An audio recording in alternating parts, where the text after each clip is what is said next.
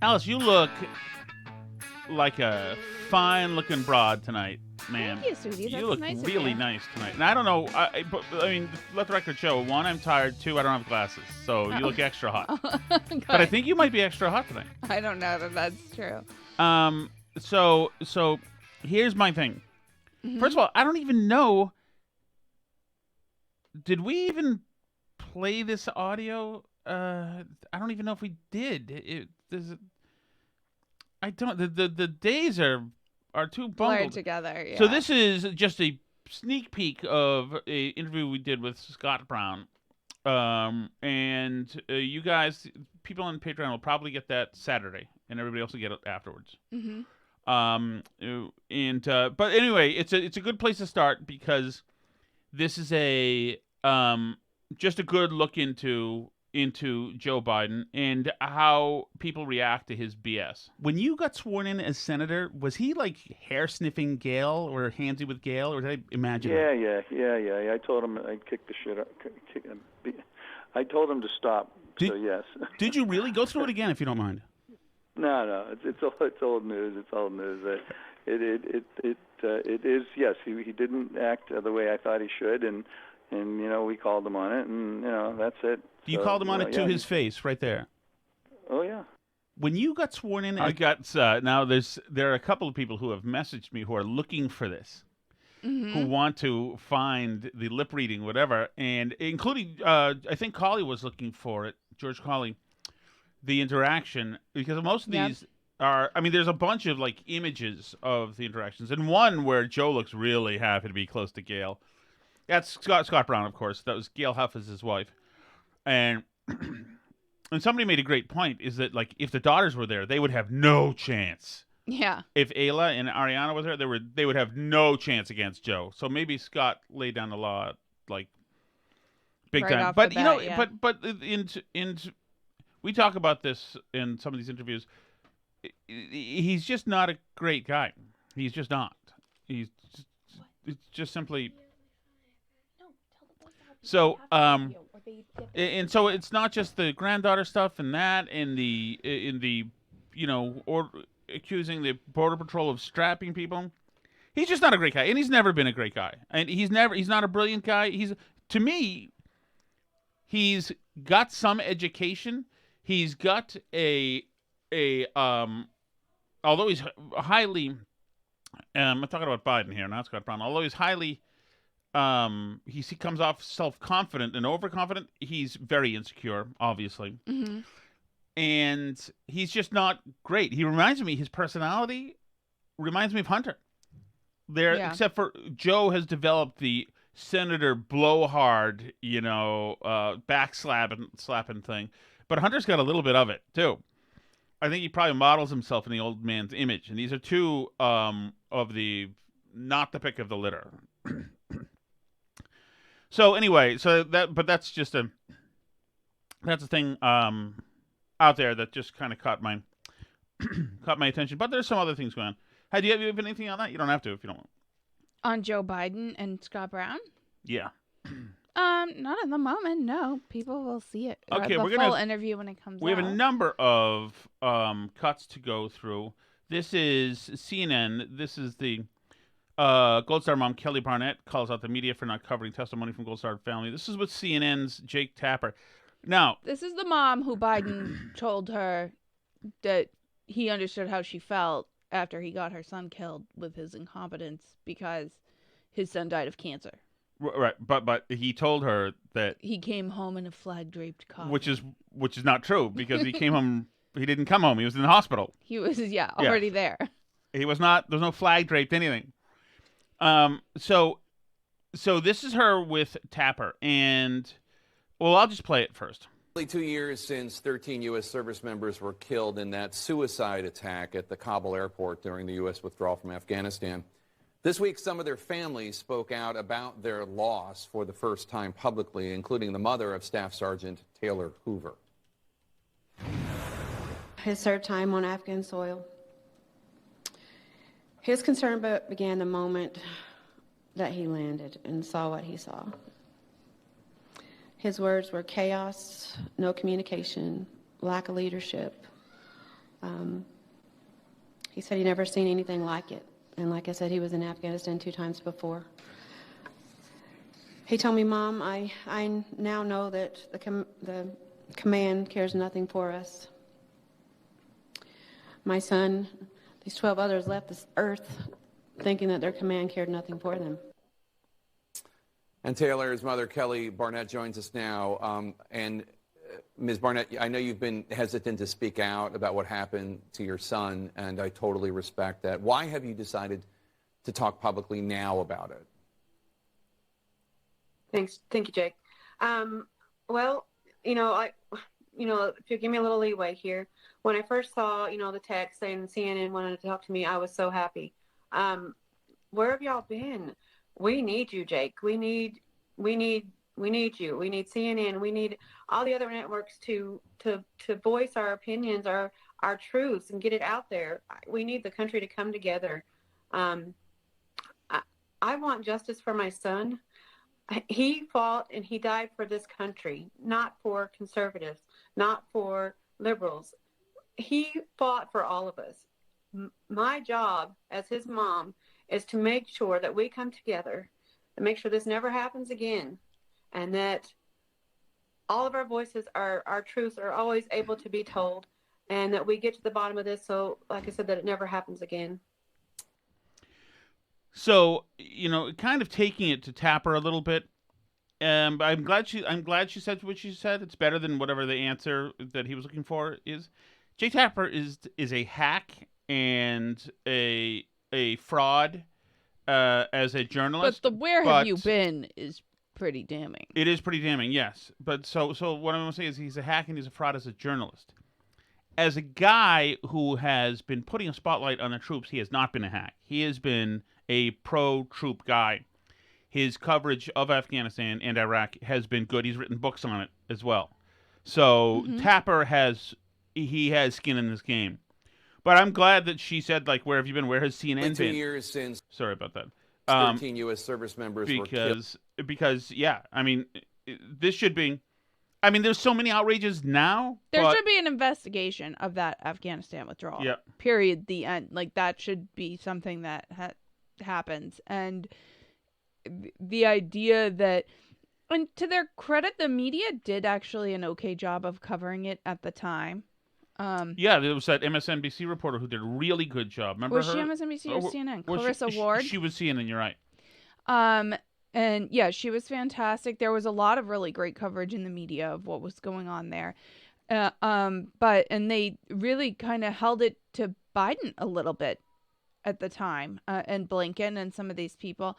But it also then got dropped a little bit because, the media, and to an extent the American people too, are like, oh, new shiny thing, what's next? And, it gets dropped. But to the people whose kids were there or died there or lost limbs there, like, it doesn't just go away because the media has moved on to the next shiny object. And really, Biden should absolutely be impeached for it. What he did. And how he acted about it. Saying, it was not just the bombing, the withdrawal. He was given information that it was going to be a problem. They knew it would be a problem. He lied about the position that the Afghan government was in, and the army there, yeah. And then he lied for months leading up to it. Yes.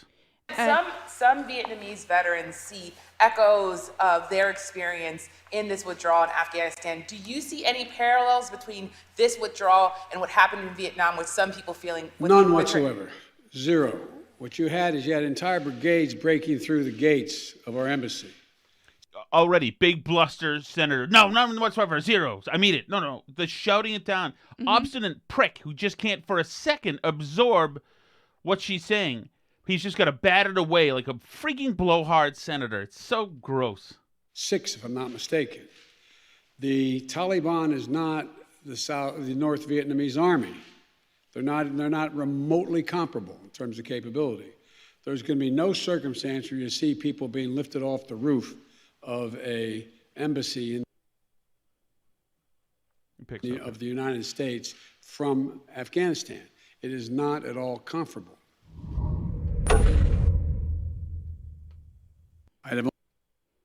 course. And we have Blinken on TV saying, Mr. President, there had not been been a U.S. service member killed in combat in Afghanistan since February of 2020.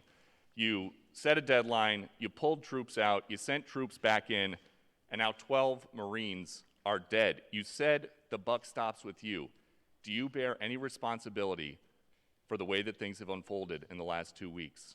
I bear responsibility for fundamentally all that's happened of late. But here's the deal. You know, I wish you'd one day say these things. You know as well as I do that the former... That was also a dodge. I bear responsibility fundamentally for what all... For everything that has happened of late. Well, right. Things just fundamentally, as the head of the executive branch, I bear responsibility nominally, yes. I mean, it's me. Obviously, I didn't do anything wrong. Right. I bear responsibility in a philosophical sense because I'm in charge, but really these are just things that happened. Exactly. Much like when Bo was killed by a bomb. President made a deal with the Taliban. Former President Trump. He would get all American forces out of Afghanistan by May 1. In return, the commitment was made, and that was a year before. In return, he was given a commitment that the Taliban would continue to attack others, but would not attack any American forces. Remember that? I'm being serious. I'm asking you a question. Because before... No, wait a minute. I'm asking you a question. Is that accurate, the best... But Mr. President, respectfully, since that I don't think that the issue that... do you think that people have an issue with pulling out of Afghanistan or just the way that things have happened? I think they have an issue that people are likely to get hurt. Some, as we've seen, have gotten killed, and that it is messy. Imagine where we'd be if I had indicated on May the 1st I was not going to renegotiate an evacuation date. We were going to stay there. I'd have only one alternative. Those people would be alive. Yeah. Had he done any of this? Pour thousands of more troops back into Afghanistan. That's him saying that these people were expendable, is what he's saying. But, you know, it wasn't over then because he had to celebrate. Last night in Kabul, the United States ended 20 years of war in Afghanistan, the longest war in American history.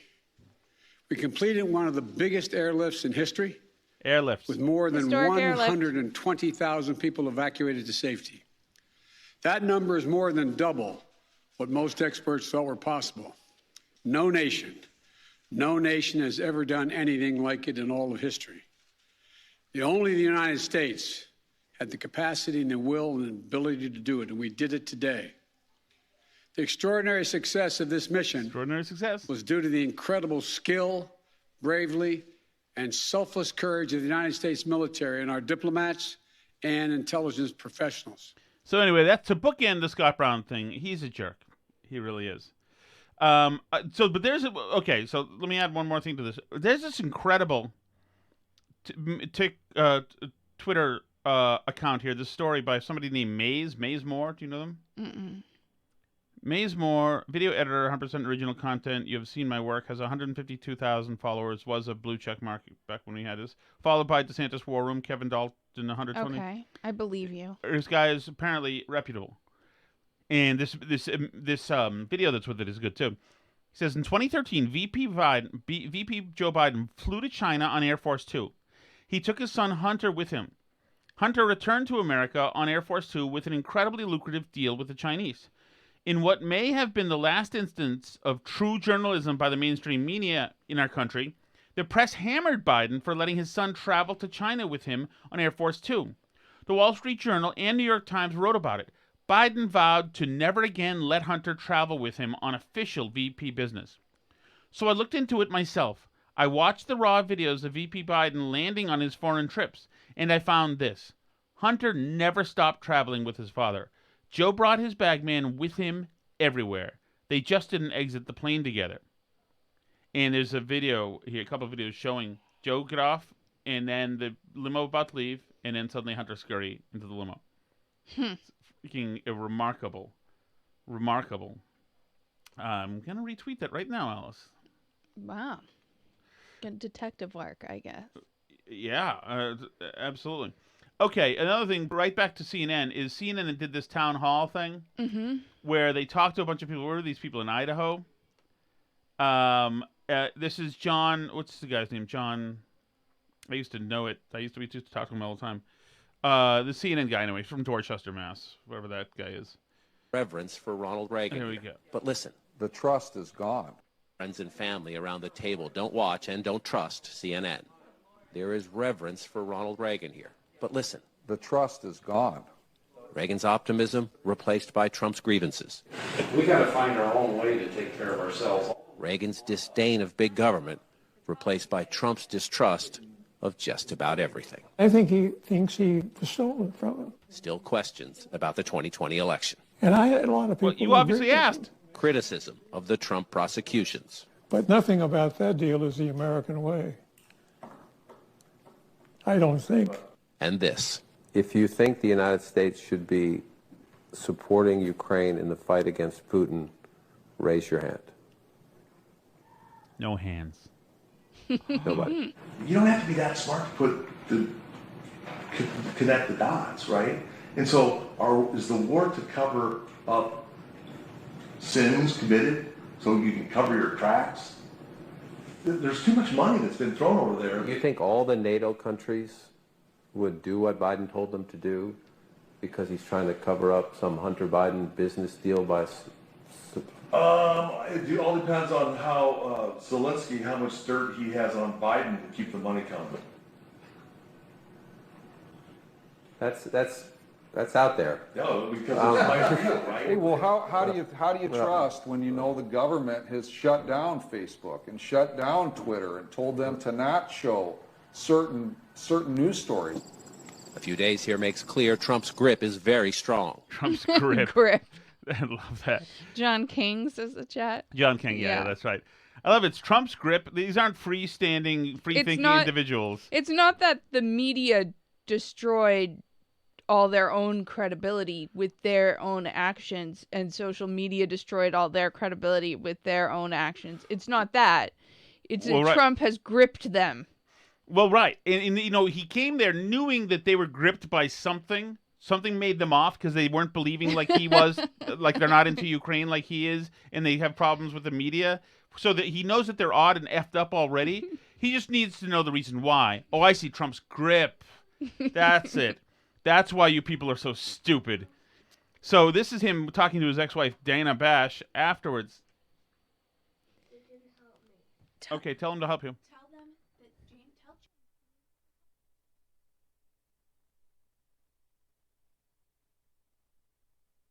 So this is him then going. He gets back from Idaho or wherever and reconnoiters. I love that he doesn't have any answer for the guy either. He's just like, that's out there. Yeah. He doesn't have anything. He wasn't expecting any pushback.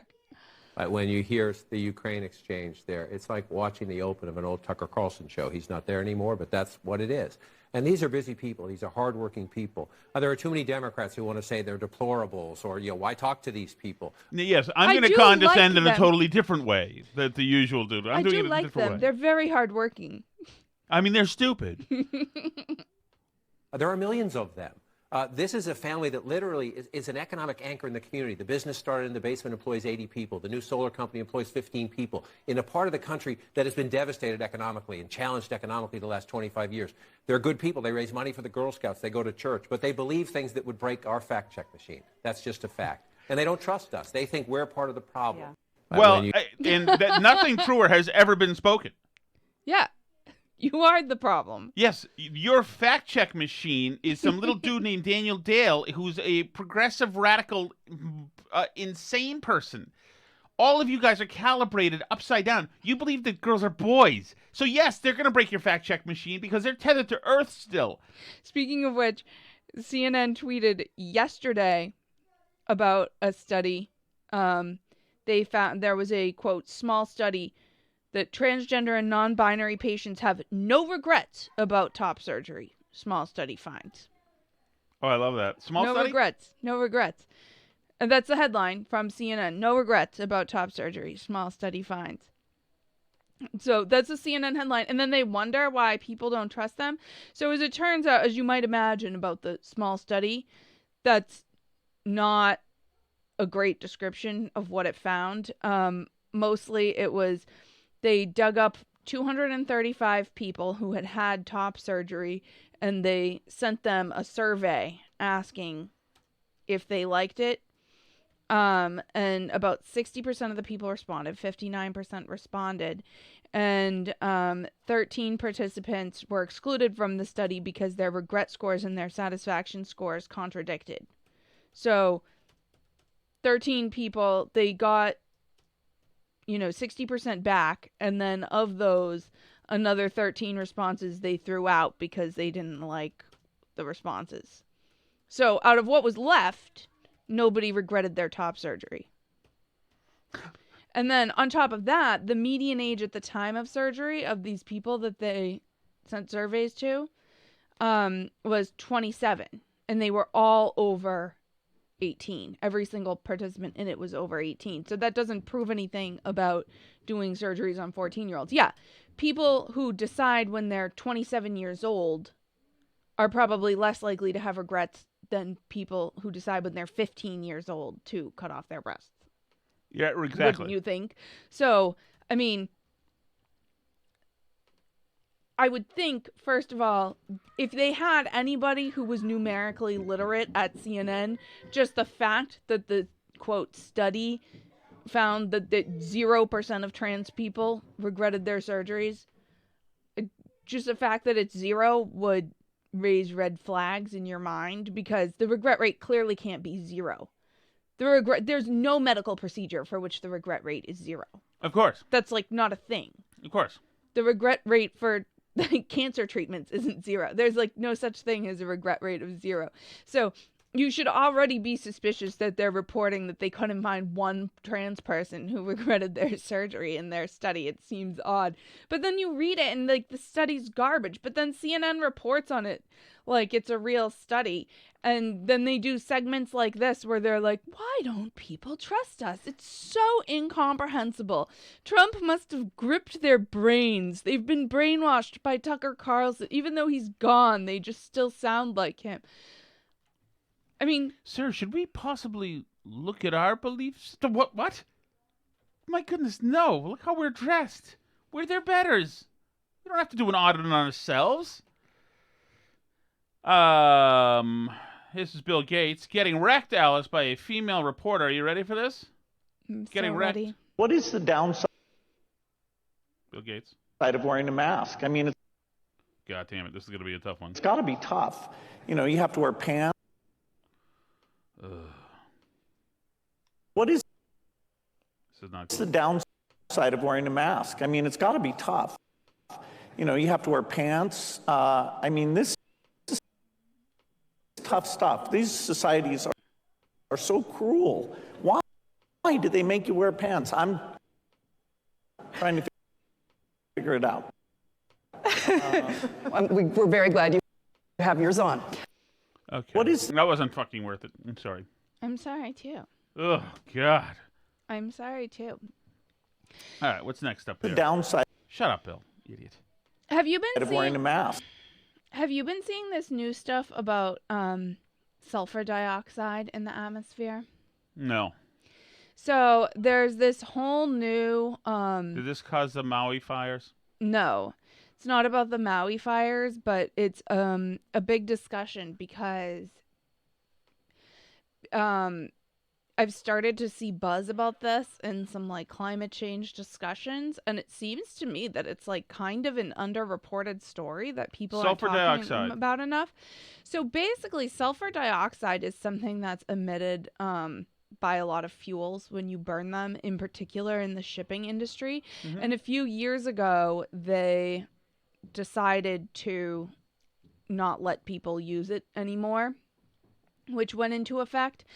And this is interesting because sulfur dioxide among other things, it creates sulfuric acid aerosols when you burn it, and that actually seeds clouds. It creates more droplets in the clouds and thus mitigates the greenhouse effect. Oh, I mean, that's it good. It can also like cause, quote, acid rain, which I haven't heard about acid rain in a really long time. Yeah, that's one we haven't had. But international shipping was a huge source of SO2. So like a lot of the record-breaking warmth that they're talking about now that's happening, like with the ice melting and having a 6 Sigma event with how warm it is and the record-breaking heat and blah, blah, blah.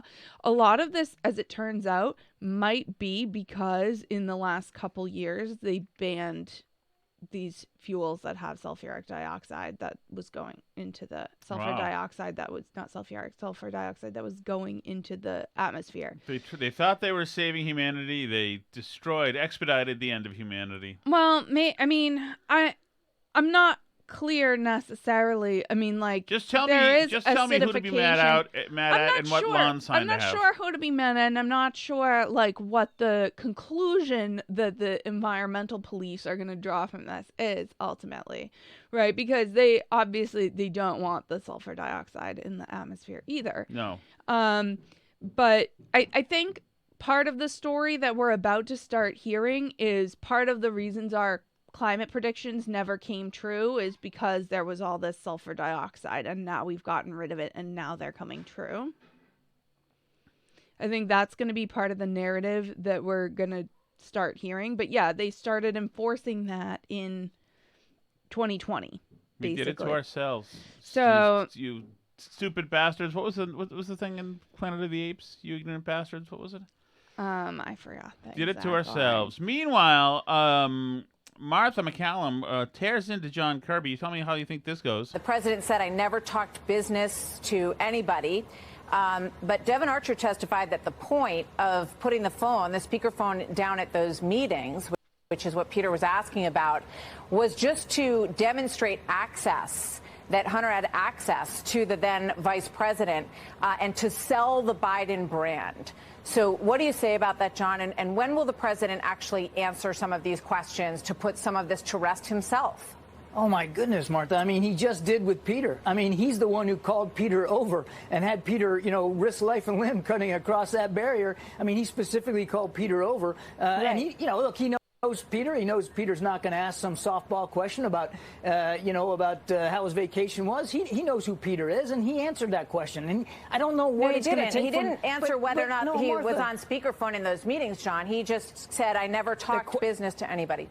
The question was about business, and he answered it consistently with what he said so many times before. He's been very consistent that he wasn't talking business. But the question is, was he allowing his presence, on speakerphone to speak volumes? Was he allowing that presence to say, this is my son, he has access to me, while he's talking to Ukrainian businessmen, Chinese businessmen, Russian businessmen, after the invasion of Crimea, as Katie Pavlich just pointed out? I just don't know how many times he's going to have to say no to the same question. And he said it consistently. He's been consistent about this. Yeah. There were no discussions about business with his son or his son's business partners. And keeps being an obvious lie. That's how long he's going to keep getting asked the question. That was the question, but he certainly knew it wasn't going to be a softball when he answered it. Yeah, he was talking business, is what Joe Biden was doing. Precisely talking business. Probably, maybe in more of a small way. A sly way, but of course he was talking business. That's why they got the checks. I mean, I don't know what we need to do at this point. I don't know. Do you see this claim that the Jamie Foxx video was a deep fake, Alice? I don't know anything claim about it was the Jamie Foxx video. thing. Hold on. It was a deep fake. Hang on. So it's this video right here. It's health scare. Let's test it out in the Deep Fake Skin website. So this deepfake company is showing the video, and they show Jamie Foxx, and they show that they can make a video just like that. Here they go. It's scanning face. Deepfake detected. Jamie Foxx, Alice. He's dead. Okay, honey.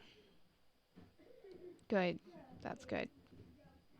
Is Joe, if they were as good at making deepfakes as the internet claims, and I think we're getting closer to making really good ones, but if they were as good at making them, then we wouldn't see Biden being an idiot so much.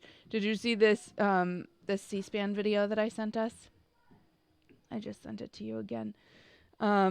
Because as you can tell, like with stuff about the 7 grandchildren, some of this stuff has started to poll badly, clearly. Yes. So they've, tried to get him to change his MO of what he says when he's in public. This is not about my son, but just an example how close it was. My son, Bo, was one of those persons. He went with the fittest guy in his unit and came home and he came home but died of glioblastoma. This is not about... Having trouble with the new words he's supposed to remember to explain what happened to Bo. Flag-draped coffin. He got a little stuck when he couldn't say flag-draped coffin. So first he just came home, and then Biden freezes up for 10 seconds. All right. This is PBS, Alice, pushing for, you guessed it, for masks. Quick answer. Masks. Yes, you should be wearing masks in crowded areas, especially during a search. But new. What about at home when you're walking on the street? So certainly at home it works if you want to reduce household transmission. F yourself, lady. And at home it works.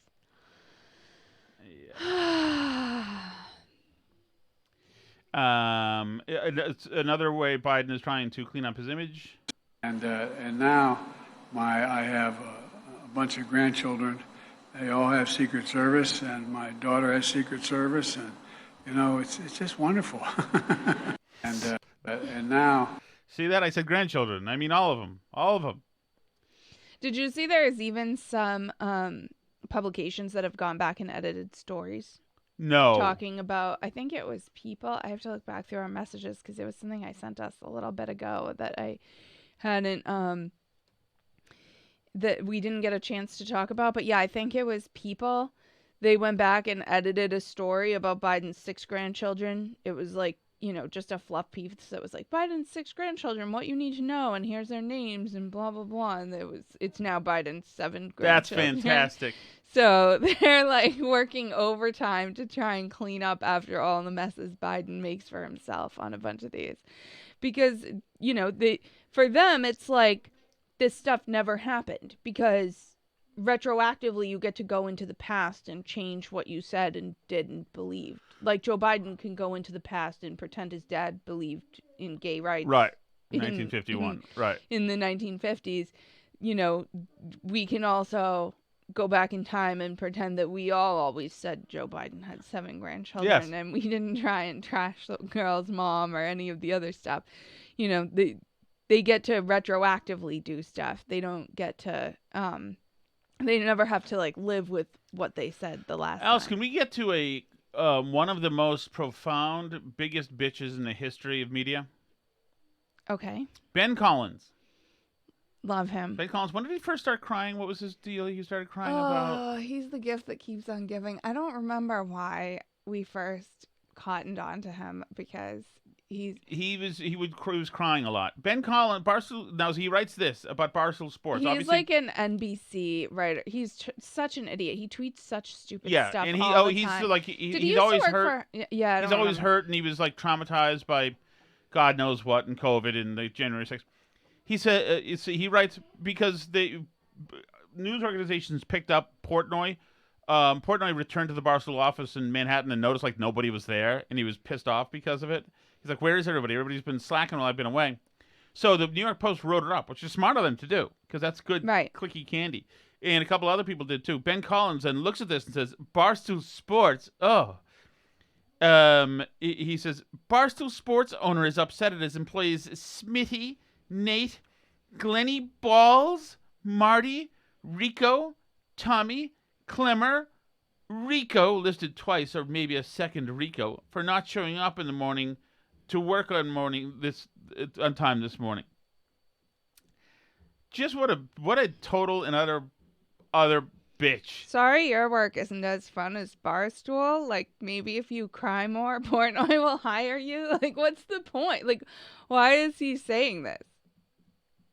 Like, is he just jealous that Portnoy got his company back? They really thought that they were going to get to completely kill Barstool, and they're mad that he's got it back?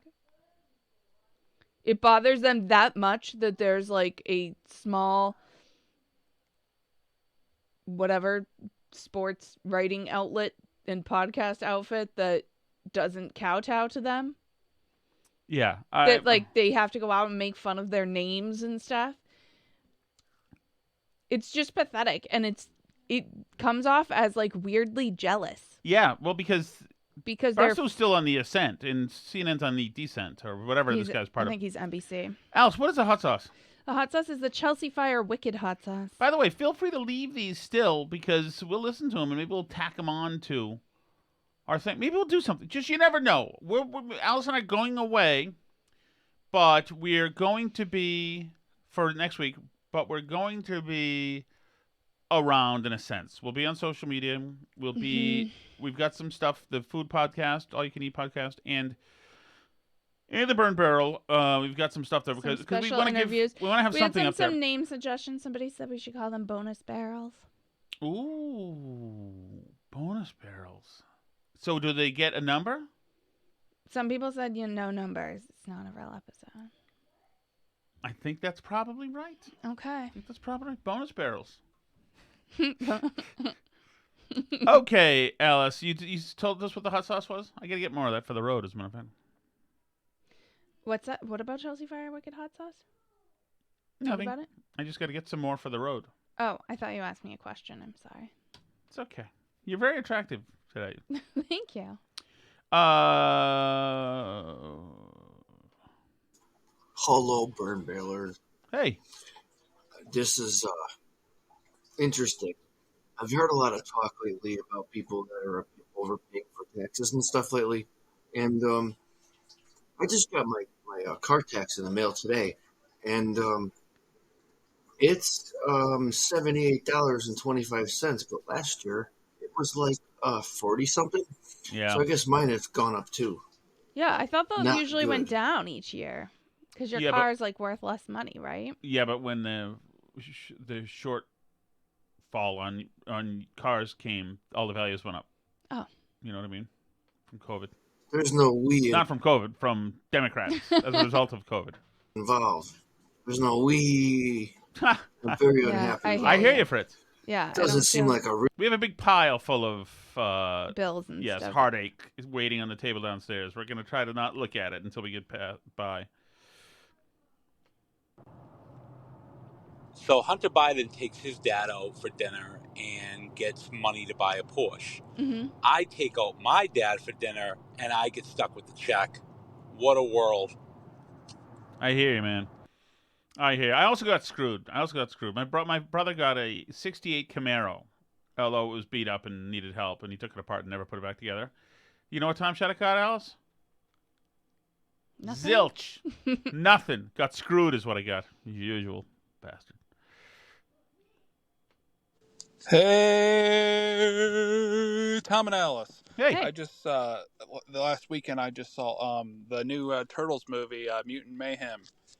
It was pretty good. I saw it at the Tivoli in Spencer, Indiana. The Tivoli might have been fine. The movie sucked, Justin. Let's just admit it. The movie absolutely sucked. I haven't watched anything Teenage Mutant Ninja Turtles since, like, 1994. Corey Haim, Corey Feldman. Both Corys starred in it. Wonderful old movie theater.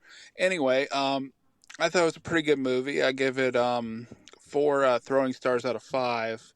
The only beef or flaw I found was that April O'Neil, she was a fat black girl in it. Everything I recall is she was a cute redhead. Oh, from everything I recall, and I don't remember April, being really chubby and having a fupa. And I think my favorite portrayal of her was by, sure enough, an actress with the same name, April O'Neil. Pretty performance. Anyway, thought it was just okay. Well, more than okay. It was a good movie. That was the only flaw I found with it. Okay. All right. I'm not gonna watch. I don't like nice to hear from you, by the way. Yeah. I do not like the premise of the Teenage Mutant Ninja Turtles. I don't like the turtles. I don't like that they say "dude need pizza." I don't Do you like that I don't they're like... named after Renaissance artists? Nope. I liked that. I about despise them. I despise the turtles. I hope that. I hope they were that pretty the next big one when they all I was die. in elementary school. And Well, they were big. Well, that was the resurgence because they hit in the 80s. Yeah. Well, when I was in elementary school, the cartoons were on TV, and like I was a weird child in elementary school, and I mostly hung out with boys and not other girls. And they were all like really into the Teenage Mutant Ninja Turtles, and knew like which one had which color headband and stuff. Sorry. You know what? That ends Teenage Mutant Ninja Turtle talk on this podcast. Okay. That is over. Well, this is a burn barrel message. I was wondering It says the naming convention says burn barrel message. Type of macaroni and cheese you guys prefer, Velveeta or... Oh, wait a minute. Hold on. This is the All You Can Eat podcast. Wait. All this labeling of how and where and when and what to message title your stuff just has me so thrown off. So burn barrel, All You Can Eat, macaroni and cheese, Velveeta, Kraft, who knows? But he's having a breakdown. So here's the thing. We can address this on the food podcast. They can, but I want to tell you because for me, Velveeta transcends just food. It was my religion. I doctor it up with all sorts of hot stuff. I haven't had it in a year. There's a place in my life for both the Kraft elbows and for yes, but Annie's shells, to which make I eat sweet both. love to food is to have Velveeta and doctor it up with more cheese and more. No, don't you. This is not an opinion part of the show. I have a different opinion than you. No, you don't have a different opinion than that opinion because I need you to be much like John King. It's as if I'm watching an episode of Tucker here. Who has you gripped? What grip do they have on you? Alice, Annie Shells. Annie Shells has a grip on me. That is pathetic. I like them. Oh, it's pathetic. Little Bernie the bunny. The bunny's got a name? Yeah, he was a real bunny. the people BBP. Burn Barrel Podcast. Liddy. Do all the people that you talk about from the past know that they're featured in this? Yes, Liddy his real name is Steve. That's all I'll say. He has moved. He lives in San Fran, I think now. But yes, Liddy and I co-wrote. Do you want to know? Do you know what it is? The name of the screenplay? What's the name of the screenplay? Simple Expectations. It's a bad title. Yes, it is. It was a very appropriately titled. I didn't Alice. know. It should be called Horrific Effing I Experience. didn't know a 2-word title could be bad. Like I thought you could just take any two words. The premise and was it so would be terrible. Okay. So the Liddy character, the one named was about him. Mm-hmm. He was a His cockeyed Mary optimist. He was a good guy. Felt all good in the world. But the dark genius, who was my guy, showed him that there was no God. You might as well get while the getting's good, man. Mm-hmm. Oh, God. I really should. If I'm shot in the head, that screenplay makes that a valid transaction, and that person should not go to jail. Somebody in the chat has a business idea for you. Yes. Fritz suggests he'd like to see a Shat food truck in the future. Ooh. And Morgan says, yes, a Shat food truck where Tom yells at customers for ordering the wrong thing and using the wrong sauces. I'd be all for that, Morgan. I'd be all for that in a second. All for it. By the way, we should see if Morgan is around for that thing. If we're going to be zipping through Vermont, maybe we can go to the thing. The food expo thing in Greensboro? That's in Greensboro? Yes. Doesn't seem big enough to have a thing. It's at that place where you wanted to go to the Fairy Festival last week. It's not for public consumption. It's a long story. Okay, this is BBP, Liddy, screenplay, 1039, robin.williams@dead.com. Come on, Tom. Who are you trying to fool? You claim to have jumped into the SAG line and done a reading for Good Will Hunting. That's correct. At the L Street bathhouse? Yeah. Wasn't that where they made that gay orgy, Goodwill Banging? How'd that read go? What is this supposed to? I don't even know what any of that means, but I say woe betide you. And that was a vicious assault to me. That is not what that bathhouse does. I don't think. I don't know that would be welcome in that bathhouse. I don't know what goes on in that area. Actually, maybe it is. Actually, because since it's not like, I don't know. But no, there was not a porn being made. Although I did, actually, my friend and I. You wouldn't have been above it, I don't think. Yes, I would. Alice, do you think I wanted people to see my equipment? And like nervous so it's not working? Please. That's just for you. That's not for the world to see, Alice. Hey, Tom, did you end up running into Procter and Harris when you were at the gay bars?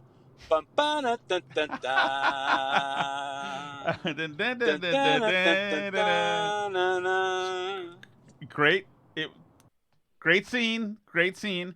No, although I did dance with somebody who will remain nameless due to cultural fallout from other appearances on other shows I've made. I did dance with a kid I went to school with from Winchester to the Tennessee Waltz. I remember it now. It was a slow dance, and we thought it was the funniest thing in the world. The straights weren't bringing their best when we went to that club that night, Alice. Just that one-off night, of course.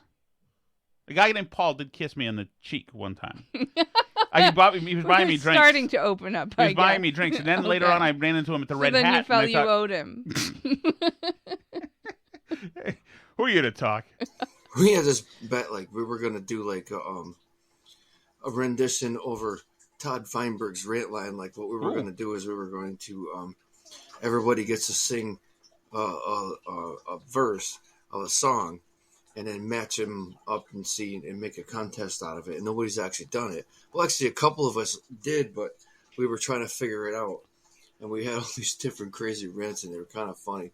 So my question is, maybe we should try that. Do like have somebody call in like a verse of a song and have a little singing competition. And they have all kinds of suggestions. If you have a suggestion for me, it would be a heavy metal song, a country song, or a oldie. No rap. How about this? How about Slayer's? Whee! There we go. How about Slayer's cover of Inagata Davida? Do you know Inagata Davida, Alice? No. Nope. Dun dun dun dun dun dun dun dun dun dun dun dun dun dun Inagata Davida, baby. Don't you know that I love you? Inagata Davida, honey. Nothing? Nope. Okay. Here we go. SFM. Stephen Merrimack. Tom. Leonard Maltin. I don't know what that is. Leonard Maltin, he was a film reviewer on TV. Okay. He may have even swung in after Siskel and Ebert as in one of their seats. This is probably for the fact that I hadn't seen a lot of these movies that he mentioned last night. Hi, Steve from Merrimack. Hi, Steve. This message is for the Leonard Maltin of West Newbury, the film historian, also known as Tom Shattuck. Tom, The Exorcist was made in 1973 and starred Jason Miller and Max von Sydow. Oh, really? It did not star, quote, General Patton, unquote. I was told that George C. Scott was in that. Is it not true? General Patton, or as he was otherwise known as George C. Scott, starred in the 1990 execrable film The Exorcist 3, which is just appalling. And what's more, it's really appalling if you've seen The Exorcist 3 and never bothered to see the original Exorcist. And, as someone who was riding around in the back of a Chevy Nova during the, quote, gritty, unquote, 1970s, God, Sam Smith is like freaking Liam Neeson compared to you. God almighty. Thank you. It was very gritty. Some of these were very gritty time. Still bothers me. You ever see The Friends of Eddie Coyle? It's a very gritty movie, Alice. Very gritty. And it's around a lot of the brutalist architecture. It's like the Braintree train station, which is a very gritty station even to this day. Very gritty movie. Don't see it. Okay. Number 4, Bobby Orr. There you go, Steve. I saw that one.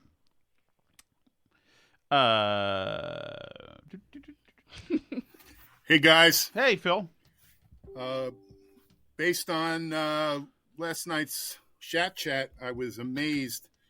I think it was Stephen Merrimack who threw out a bunch of movies from the 70s, and I was absolutely amazed that, Tom, you had not seen them. So I started thinking about some of the classics that I've seen from the 70s, and I put together a pretty short list of movies that you must absolutely see. Okay, I'm willing to listen. And I even got a couple of ones for Alice that I think she would especially enjoy. Okay. So without further ado, here's my list of must-see movies. And I assume you've seen The Godfather and Godfather 2, so yes, it goes off the table. Although wasn't the original Godfather in like 69? Wasn't it before 1970? But you know what? Let's not fiddle. That doesn't matter. Yes, we've seen those. Right away. We got Alien. That was 1979, I think. I have seen that. I saw that just around 1980 on cable. Sigourney Weaver. Is it okay? I was gonna say, is that the Sigourney Weaver thing? Yeah. In underwear. Sigourney Weaver. I don't think I've actually seen that, but it's one of those things that I feel like I've seen because it's such a cultural reference that I like. It seems like I've seen it, but I don't think I ever actually have sat down. We like her. We thing. found her handsome at the time. That is a pretty I like good movie. her in that. I'm doing a movie review. Okay, sorry. Go ahead. Pretty good movie. The second one is just far superior to the original, but a good movie. I like her in Galaxy Quest. Yes, she did a good job in that. That was an underrated movie. We got The Sting, and have not seen The Sting. It's Jack Nicholson, I think. No, that's Chinatown. Who did The Sting? If you haven't seen The Sting, man, you really got to see that movie. Is that Robert Redford, maybe? I don't know. One of my personal favorites, Airplane. Oh my God! I showed my son Airplane. Obviously, Mm-hmm. Obviously, those are the whole entire canon. Airplane canon is hallowed, sacred content. Okay. Obviously, I've got to show my son Life of Brian and Monty Python, though the other Holy Grail too. I'm guessing you have seen that. Yes. How about The Deer Hunter? Have seen that. Didn't think it was great. I don't like a lot of a Russian what's it called when you shoot the gun? Russian roulette. I don't like a lot of Russian roulette scenes. It makes me very uneasy. And I love the cast. I thought the cast was great. And I think what's her name is beautiful. Who's the Bridges Over Madison County woman? No idea. The woman who played Irma Bombeck from the magazine, the cold, mean magazine fashion designer woman, Neera Tanden. Meryl Streep? Yes, she was in that, very young, and she's gorgeous. She's a beautiful lady, Meryl Streep. I mean, Yeah. Yeah. How about, let's see. How about One Flew Over the Cuckoo's Nest? I have seen that. Very I like gritty. that. Very gritty. Peter Boyle really bothers me. I like Jack Nicholson. Yeah, no, he's good. I get it. But very gritty movie. That one is a classic. That one. Seen it. I will vomit right now if you tell me you haven't seen that movie. I've seen it. I lived it earlier this year, as a matter of fact. Last couple for you, Tom. Chinatown. Have not seen it. That's Jack Nicholson. I haven't seen that one, actually. With a broken nose. And Faye Dunaway's in it, I think. I think that's one of the best top 10 movies ever made. Just fantastic movie. Haven't seen it, although Faye Dunaway was a marvelously handsome woman. My goodness. And last but not least, one of my all-time favorites, Blazing Saddles. Oh, my goodness, Yeah, I of have course. seen that, yes. Of course. Blazing Saddles was a classic. I mean, if we're going to do Blazing Saddles, and shouldn't we be throwing Young Frankenstein in there? Everything that Mel Brooks did. I mean, he did a lot of great stuff in the 70s. Hilarious movie. Yes. Now, Alice, these are two that you may or may not have seen, but I'm going to gatekeep here, Alice, and decide whether or not you should be seeing these. Okay. I think you would enjoy them. One of them is called Life of Brian. Yeah, we talked about this the other day. Me and Alice talked about this. I have watched Monty Python and the Holy Grail, but I haven't watched Life of Brian, but I've seen a bunch of clips from it, and it's another one that I feel like I've watched, even though I haven't actually watched the whole thing end to end. So I owned this on DVD, Life of Brian, back when I was hanging out with Lydia, as a matter of fact.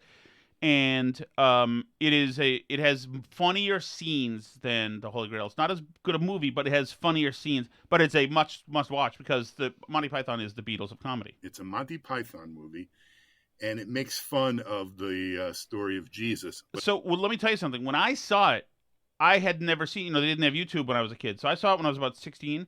And that scene where they're on the crucifixes singing a sing-song tune, Always Look on the Bright Side of Life, was unbelievably shocking, unbelievably, absurdly freaking hilarious. I couldn't believe anybody was ever allowed to do that, but they did it. Do you feel like, though, because, and Monty Python and the Holy Grail, similar to Life of Brian, I had seen a bunch of clips of it and knew a bunch about it before I actually sat down and watched the whole movie. And I kind of feel almost like that was just as good as watching the whole movie. Finding out about it?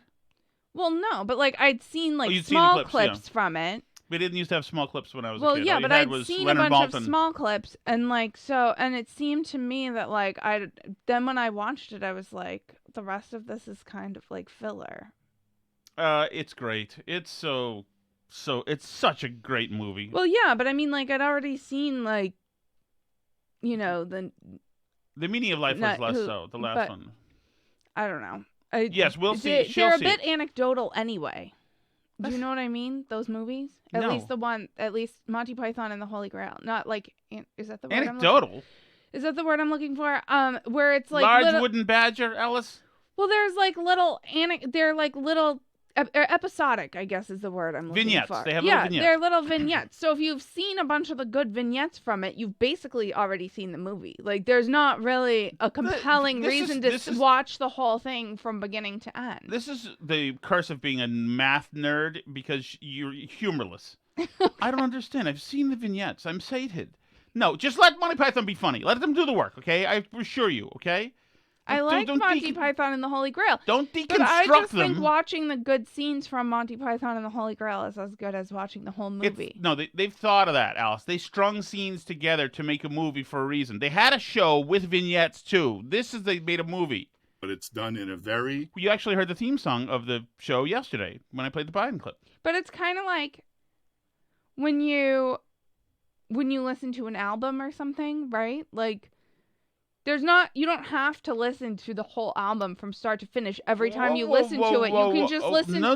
You can do that. Some albums are made to listen to the whole thing. You don't listen to Tommy song for song. Tommy's continuous. Quadrophenia.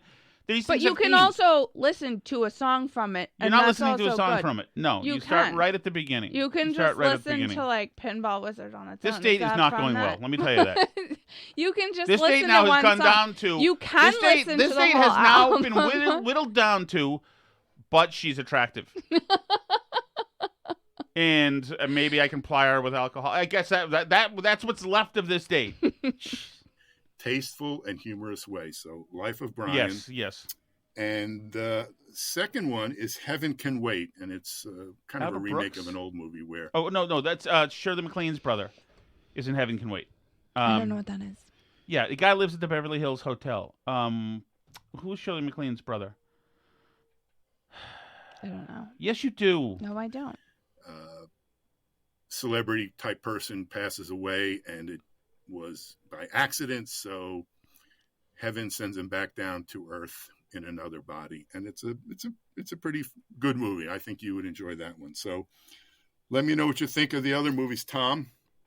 And I've got a few more listed, but I don't want to spend Phil, this is good stuff. This is good. So let me know which one of these you've seen, and the ones that you haven't, I would strongly recommend, especially based on an old guy who's probably one of you, or if not the oldest burn barreler out there. Thanks. Thanks, Phil. It's Warren Beatty is the guy, I think. Okay. That's Shirley MacLaine's brother. Always know that, Alice. It's important. Shirley MacLaine in a Alfred Hitchcock movie filmed in Craftsbury, Vermont. Alice, what's the movie? I forgot. You told me what one was filmed in Craftsbury, and I forget. The movie is The Trouble with Harry. Oh. BBP. Burn Barrel Podcast. BPL. Boston Public Library? Maybe. BPD, Boston Police Department? Augustus Glump. Is that supposed to be Augustus Gloop? I don't know. From Charlie and the Chocolate Factory? Yep, it's me again. Hi. Hey, Tim. Man, I am clogging the chat worse than Tom's colon gets clogged when he eats that discounted expired tripe. Ooh. Anywho, just want to say have a great vacation. Thank you. Thank you, I Tim. understand there will be content, but not for freeloaders like me. I almost feel like You'll you guys get are it. You'll speaking just get it a little bit later. Yes, there will be. And Tim, if you considering your status out there, if you solicit it from me, I'm sure it could get to you. But you'll see. You'll get it. I'm sure I'll screw up and make it more available quicker. It's just that since some of the stuff is news-making content, the Burn Barrel or the Patreon folks get it first. Directly to me when you mention that, but Could that be. actually warms the cockles in my mouth. So have a great time on vacation. Can't wait for the stories when you get back. Be safe. Thank you so much. Thank you, Tim. And thank you, everybody. Obviously, we are going to miss you as we usually do. But if anything happens, I'm bringing the stuff. So if anything happens that's like huge, then we will be on it. I assure you. Emergency podcast. I'll even bring my makeup bag so that in case. What? Keep talking. What is that? What? I It's don't comedy. want to have an echo on me. It's comedy. Okay, fine. Go ahead. Anyway, yes, there will be Patreon content that will then become content for everybody shortly thereafter. Yes. And by the way, guys, we really appreciate all the support. It's been a great and fun, well, no, it's been a terrible year, actually, the first few months. But it's getting better for me. But for you guys in the show, it's been a great year. It's been fine for Alice. She's had a great year. I started off the year a little rough, obviously, but we certainly appreciate all of your support and for being our friends, right, Alice? Yes, we're friends. So thank you all so much for listening and for supporting the show and all the stuff. Like we said, we are going to be putting out content. It will be for Patreon first, and then we'll make it available to everybody as the week goes on. So look out for that for this show and the food show. Go ahead, you can talk. What? Derek's singing. So if you want to join the Patreon, it's patreon.com/burnbarrel. And of course, the show is always free at burnbarrelpodcast.com. Links to all the places to listen, all good stuff like that. All right, see you in a bit. Play this game and play the fools. Don't you think that C'est La Vie. Easy come and easy go. I'll go high when you go low. Don't you think that C'est La Vie.